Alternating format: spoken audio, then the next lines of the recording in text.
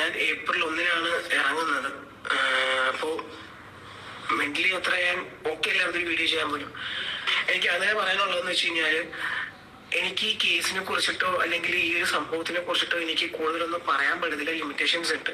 കാരണം ബഹുമാനപ്പെട്ട കോടതിയിൽ കേസ് നടന്നുകൊണ്ടിരിക്കുകയാണ്. അപ്പൊ ഈ കേസിന്റെ വിധി വരണം, അതിനുവേണ്ടിയാണ് ഞാൻ കാത്തിരിക്കുന്നത്. ഈ കേസിന്റെ എല്ലാ കാര്യങ്ങൾക്കും ഞാൻ സഹകരിക്കുന്നതുകൊണ്ട് എല്ലാ കാര്യങ്ങളും ഇപ്പൊ അന്വേഷണത്തിന്റെ ഭാഗമാണെങ്കിലും എന്താണെങ്കിലും ഞാൻ സഹകരിക്കും. അപ്പോ ഫസ്റ്റ് ഞാൻ പറഞ്ഞത്, എനിക്ക് പറഞ്ഞ കണക്ക് ലിമിറ്റേഷൻസ് ഉണ്ട്. അപ്പം എല്ലാം ഒന്നും ആരും പ്രതീക്ഷിക്കരുത്. ഞാനൊരു പെൺകുട്ടിയായിട്ട് റിലേഷൻഷിപ്പിലായിരുന്നു. അതങ്ങനെ ഹാപ്പി ആയിട്ട് അടിപൊളിയായിട്ടാണ് പോയിക്കൊണ്ടിരുന്നത്. ഈ പറഞ്ഞ പോലെ എല്ലാ റിലേഷൻഷിപ്പിലും ഉണ്ടാകുന്ന പോലെ ചെറിയ ചെറിയ വഴക്കുകളൊക്കെ ഉണ്ടായിരുന്നു. ആ ഒരു വഴക്കുകളൊക്കെയാണ് ഇപ്പൊ ഇവിടെ കൊണ്ട് എത്തിച്ചത്. പിന്നെ ഈ പറഞ്ഞ പോലെ പ്രൊഫഷണലി കുറെ പ്രശ്നങ്ങൾ എനിക്ക് ഉണ്ടായിരുന്നു. അങ്ങനെ എനിക്ക് BP ഉള്ള ഒരാളാണ് ഞാൻ. അതിന്റെ ഒരു ട്രീറ്റ്മെന്റും കാര്യങ്ങളൊക്കെ എനിക്ക് നടക്കുന്നുണ്ടായിരുന്നു. എനിക്ക് ഈ പറഞ്ഞ പോലെ ഇമോഷണലി ഞാൻ ഭയങ്കരമായിട്ടും വീക്കാണ്. ഞാൻ എനിക്ക് ഇമോഷൻസ് കൺട്രോൾ ചെയ്യാനായിട്ട് കുറച്ച് പ്രശ്നങ്ങളൊക്കെ ഉണ്ട്. അപ്പൊ ആ ഒരു പ്രശ്നങ്ങളൊക്കെ ഉണ്ടായപ്പോൾ ഞാൻ ഭയങ്കര ഡൗൺ ആയി പോയി. വീട്ടിൽ തന്നെ ആയിരുന്നു. ഞാൻ ആരോടും സംസാരിക്കാറില്ല. ഇവിടെ എന്റെ കൂട്ടുകാരന്മാരോട് ഞാൻ സംസാരിക്കാറില്ലായിരുന്നു ആ സമയത്ത്. അങ്ങനെ ആ ഒരു പ്രശ്നം ഇങ്ങനെ നിൽക്കുമ്പോഴാണ് മാർച്ച് 11-ന് എന്റെ വീട്ടില്, നിങ്ങൾ ന്യൂസിൽ കേട്ട പോലെ വാടക വീടാണെന്ന് പറയപ്പെടുന്ന എന്റെ സ്വന്തം വീട്ടിൽ നിന്ന് എന്നെ പോലീസുകാർ അറസ്റ്റ് ചെയ്യുന്നത്. അങ്ങനെ പോലീസ് സ്റ്റേഷനിൽ ചെല്ലുന്നു. അപ്പോഴാണ് എന്താണ് കാര്യങ്ങളെന്ന് ഞാൻ അവിടെ ചെല്ലുമ്പോഴാണ് അറിയുന്നത്.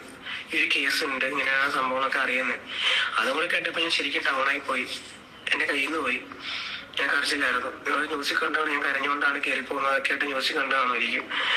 വീട്ടിലും എന്റെ കൂട്ടുകാരന്മാരൊക്കെ പറഞ്ഞത് മാത്രമേ ഉള്ളൂ. ഞാൻ ന്യൂസും കാര്യങ്ങളൊന്നും ഇതുവരെ കണ്ടിട്ടില്ല. ഏതൊരു വീഡിയോ കമന്റ് സെക്ഷൻ ഇപ്പൊ ഞാൻ ഇൻസ്റ്റാഗ്രാമിൽ പോലും ആണെങ്കിലും കമന്റ് പോലും ഞാൻ നോക്കിയിട്ടില്ല. അങ്ങനെ ആ ഒരു ടൈമിൽ അറസ്റ്റ് ചെയ്യുന്നു, പോലീസ് സ്റ്റേഷനിൽ കൊണ്ടുപോകുന്നു. എനിക്ക് എന്താ ചെയ്യേണ്ടതെന്നോ അല്ലെങ്കിൽ എന്താ സംഭവിക്കുന്നതെന്നോ ഒരു പിടുത്തമില്ലായിരുന്നു എനിക്ക്. അങ്ങനെ എന്നെ മാർച്ച് 11-ന് റിമാൻഡ് ചെയ്യുന്നു. ഈ വൈകുന്നേരം റിമാൻഡ് ചെയ്യുന്നു. ആ ഒരു ടൈമിൽ എന്ന് വെച്ച് കഴിഞ്ഞാൽ ജയിലിൽ പോയി ഒരു ആദ്യത്തെ കുറച്ച് ദിവസം ഞാൻ ഭയങ്കര കരച്ചിലായിരുന്നു. ഭയങ്കര സങ്കടമായിരുന്നു എനിക്ക് സത്യം പറഞ്ഞു കഴിഞ്ഞാല്. പക്ഷെ ഞാൻ തന്നെ ചിന്തിച്ചു നോക്കി, എന്റെ സിനിമ, എന്റെ കോണ്ടന്റ് ക്രിയേഷൻ, ഇപ്പൊ ചെയ്യുന്ന എല്ലാ കാര്യങ്ങളാണെങ്കിൽ പോലും ഇത്രയും വർഷം കൊണ്ട് ഞാൻ ചെയ്യുന്ന കാര്യങ്ങളാണ് ഇതൊക്കെ.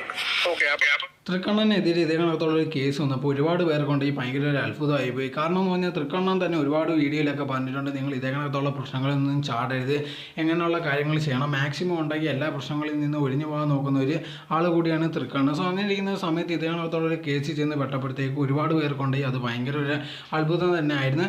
സോ തൃക്കണ്ണനെ പറ്റിയ ഒരു വിവരവും ഇല്ലായിരുന്നു, ഒരു എക്സ്പ്ലനേഷനോ തൃക്കണ്ണൻ്റെ ഭാഗത്തുനിന്ന് ഇല്ലായിരുന്നു. നമ്മൾ ഒരു ഭാഗത്ത് സൈഡിൽ നിന്ന് മാത്രമേ ഇതുവരെ കേട്ടിട്ടുള്ളായിരുന്നു.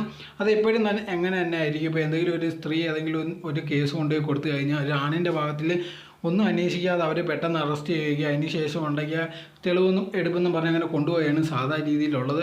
ആ ചെറുക്കൻ്റെ ഭാഗത്ത് എന്തെങ്കിലും ശരിയുണ്ടോ അല്ലെങ്കിൽ എന്തുകൊണ്ട് സംഭവിച്ചതെന്നൊന്നും ആരും തിരക്കാനൊന്നും നിൽക്കത്തില്ല. ഇപ്പോൾ ഏതെങ്കിലും ഒരു റിലേഷൻഷിപ്പിലാണ് നിൽക്കുന്നെങ്കിലുണ്ടെങ്കിൽ ഈ പെണ്ണ ഈ റിലേഷൻ നമുക്ക് വേണ്ടാന്ന് പറഞ്ഞ് പോവുകയാണെങ്കിൽ ആ സമയത്തുണ്ടെങ്കിൽ ഒരാണിന് ചെന്ന് കേസ് കൊടുക്കാൻ പറ്റില്ല. അങ്ങനെ കേസ് കൊടുത്താൽ തന്നെ അത് നിലനിൽക്കത്തൊന്നുമില്ല.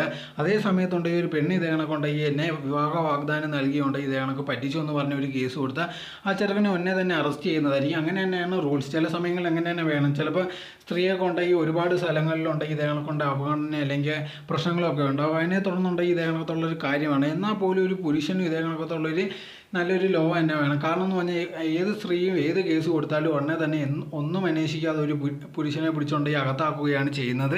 കാരണം സ്ത്രീ ഏതെങ്കിലും ഒരു കേസ് കൊടുത്തു കഴിഞ്ഞാൽ അതിനെപ്പറ്റി വേറെ അന്വേഷണമൊന്നുമില്ല, അവരുടെ ഒരു വാക്ക് മാത്രം മതി. അതേ പുരുഷനെങ്ങാണോ വന്നെങ്കിൽ ഒരുപാട് തെളിവുകളും എല്ലാ കാര്യങ്ങളും ഒക്കെ വേണം.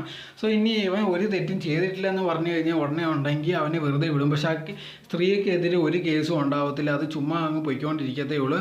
ഇപ്പോൾ തൃക്കണ്ണൻ ഇവിടെ പറഞ്ഞിരിക്കുന്ന ഒരു കാര്യം, ഈ കേസിനെ പറ്റി കൂടുതലൊന്നും തനിക്ക് പറയാൻ സാധിക്കത്തില്ല. കോടതിയുടെ ഒരു അനുവാദം ഉണ്ടെങ്കിൽ മാത്രമേ മുഴുവനും കാര്യങ്ങളും പറയാൻ സാധിക്കത്തുള്ളൂ. സോ അതുകൊണ്ട് തന്നെ തനിക്കുണ്ടായ കാര്യങ്ങളോ അതുപോലെ തന്നെ തനിക്കുണ്ടായ ഇമോഷണലായുള്ള പ്രശ്നങ്ങൾ മാത്രമേ ഉള്ളൂ തൃക്കണ്ണൻ ഈ വീഡിയോയിലൂടെ ഷെയർ ചെയ്തിരിക്കുന്നത്.